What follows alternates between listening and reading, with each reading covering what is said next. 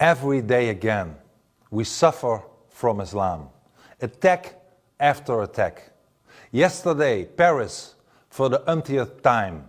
Earlier, Stockholm, Nice, Berlin, Brussels, London, Madrid, New York, Amsterdam.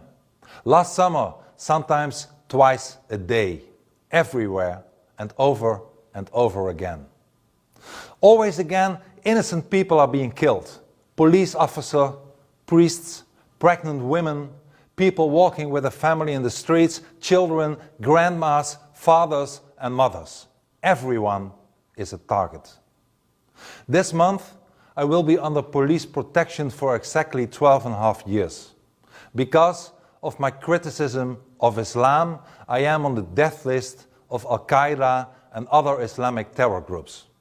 But today we are all on the Islamic death list.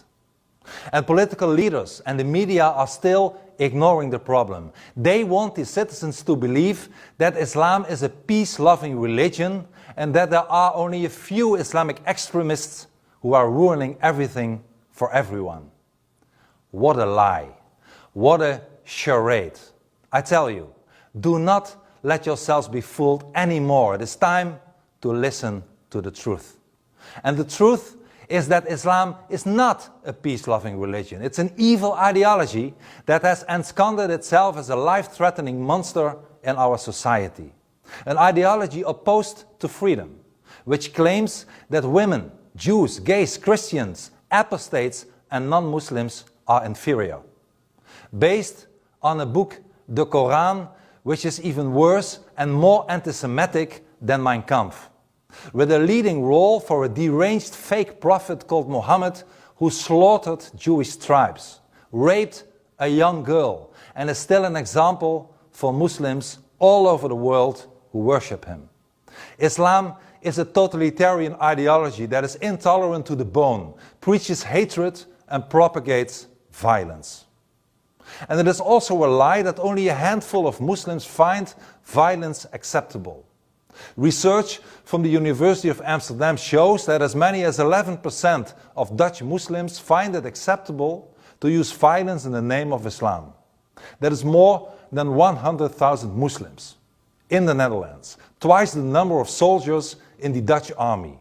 And no less than 2/3 of Muslims in the Netherlands find Islamic rules more important than our secular laws. We witness gays being beaten in the Netherlands with bolt cutters. Swimming pools being terrorized by Muslim youth. Dutch women and girls groped, spat upon, assaulted even. Moroccan youth make many streets and neighborhoods in Dutch villages and cities unsafe and are heavily overrepresented in crime statistics. The Netherlands are no longer the Netherlands. We are being colonized. Our population is being replaced by people with norms and values that are not ours, by a culture of hatred and violence.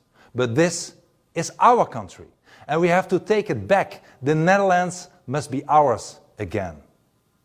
Meanwhile, mass immigration goes on, and by the end of this century, the population of Africa will quadruple from 1 to 4 billion. We will be flooded with even more fortune seekers who will often bring their Islam along.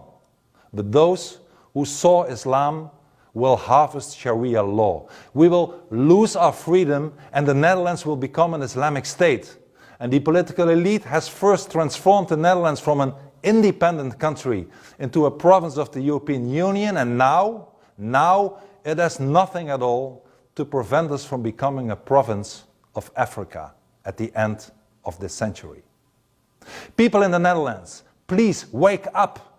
People in Europe, wake up. People everywhere in the West, wake up. It is time to cry out loud that we no longer accept it, that the Netherlands is our country, that Europe is our continent, that the West is ours, that we want to remain a free people, that we want to preserve our own culture and identity, and do not want mass immigration anymore, more open borders, no imams, jihadists and mosques anymore, no Islamic terror anymore. That we are sick and tired of Islam, that we must de-Islamize our beautiful country so that we and our children and grandchildren can grow up and live in a free Netherlands.